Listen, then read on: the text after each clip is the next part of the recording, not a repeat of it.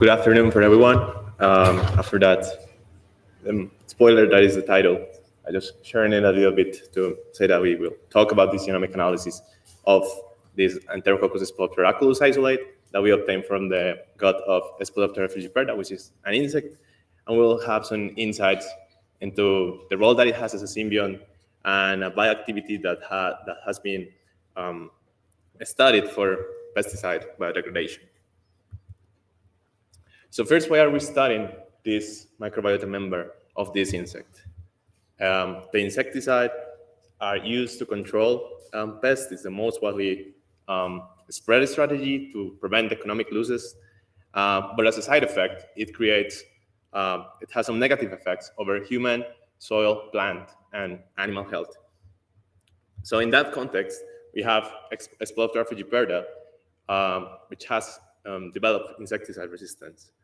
First, it is important to state that this insect, in its larval stage, mainly feeds from sorry, I'll use this one, from corn and rice crops. So that's the importance. It's affecting crops of economic importance.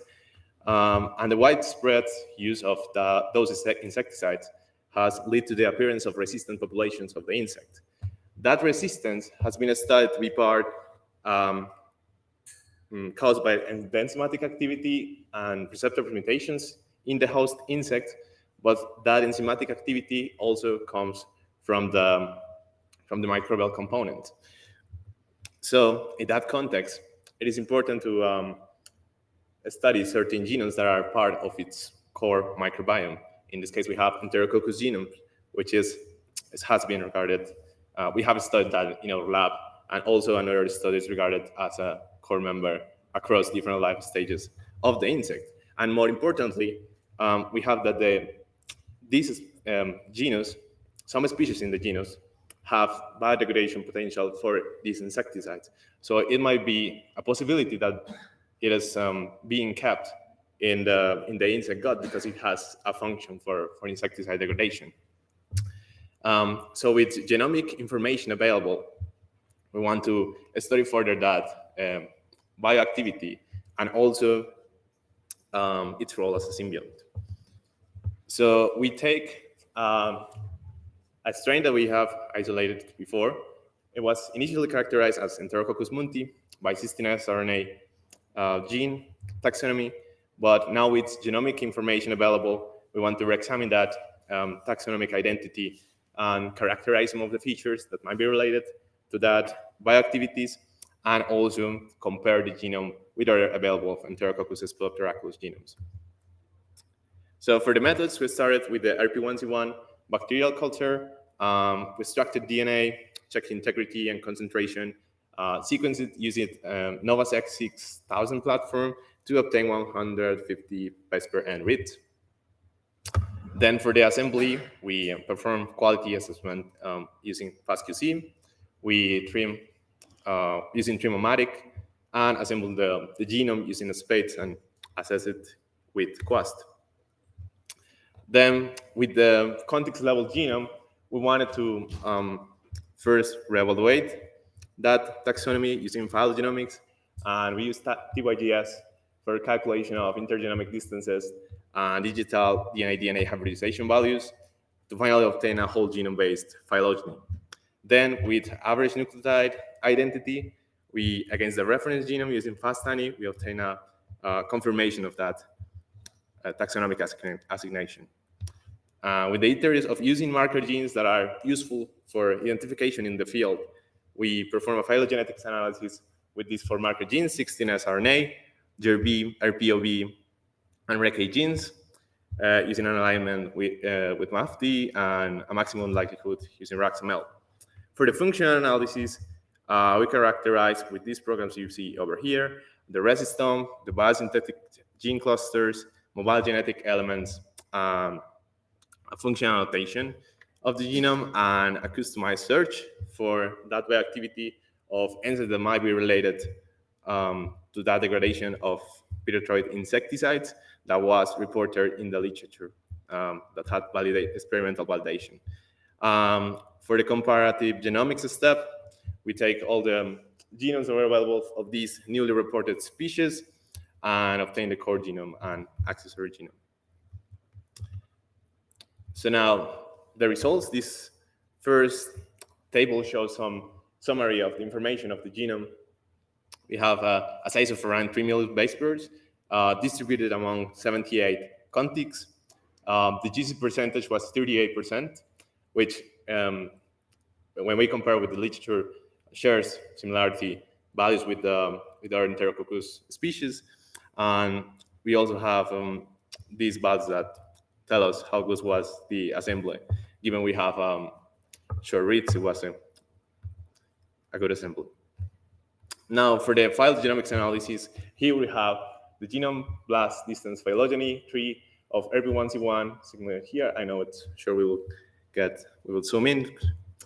With our 27 species of Enterococcus, we want to clarify that taxonomic assignation. And here we can focus in the cluster at the species level and subspecies level that it has with a similar protein count. So this underscored the necessity to, when exploring these environmental species, to rely on genomic data to assign that taxonomy. And even though bacterial genomes are difficult in this regard, given incongruency difficulties that might arise from horizontal gene transfer, bioinformatics methods now allow this approach to be viable. So we further support that taxonomic assignation using this comparison of average nucleotide identity among RP1C1 and the reference genome of Enterococcus spodopteracolus, in which we found a 99% percentage of similarity, knowing that the cutoff value is 95% to belonging to the same species.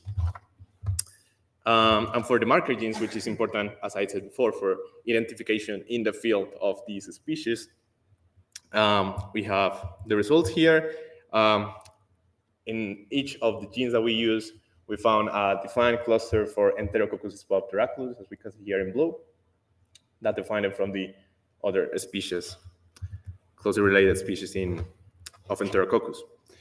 For the biosynthetic gene cluster, we found functions that might be associated with its role as a symbiont. Here we have the comparisons of those gene clusters and the best hit that we obtained using anti-smash. Each of them, I want to remark the presence of bacteriocins in this genome, and that molecules might be related to the competence and the advantage that it has to remain in the gut of a Spodoptera frugiperda. Also of importance, we found cyclic lactone and autoinducers that are related to quorum sensing processes, and that needs to be evaluated experimentally, but might play a role regarding the microbial ecology of these species in Spodoptera. Now, here we have a summary showing some of the features that were annotated for the genome. We also searched for mobile genetic elements related sequences. So here in orange, there are some prophage related regions and plasmid associated sequences. Among these features that were annotated, I want to say that it's important that we found some genomes related to xenobiotics metabolism and detoxification, given the strain has the ability to degrade pyrethroid pesticides. And also, we found a low load of antibiotic resistant genes.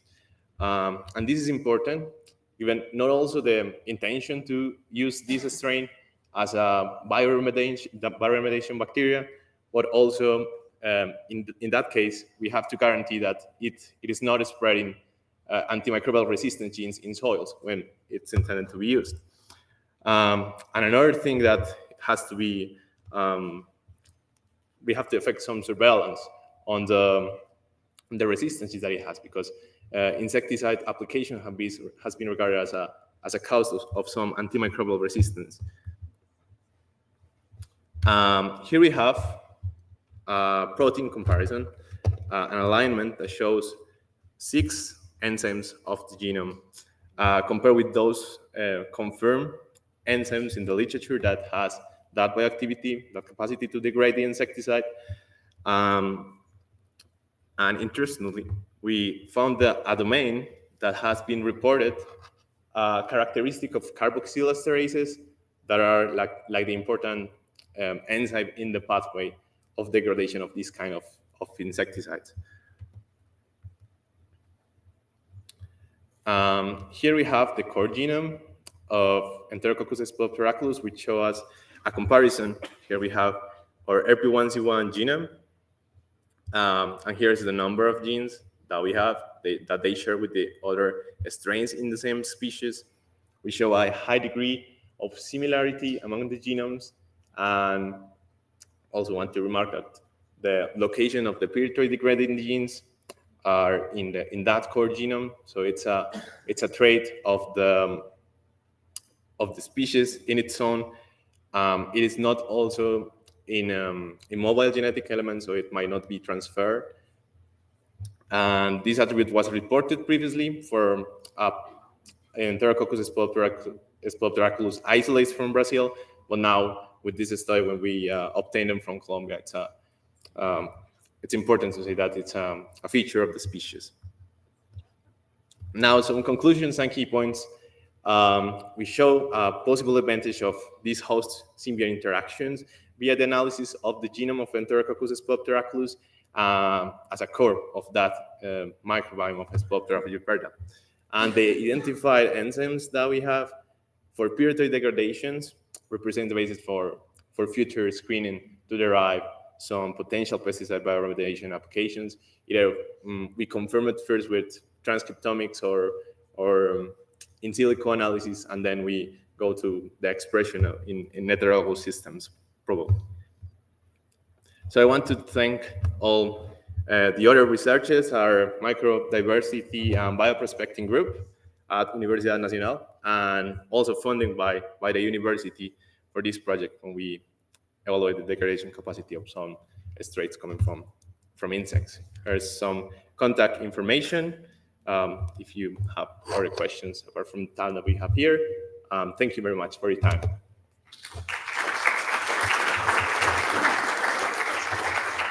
Thank you, Daniel. Any questions from the audience?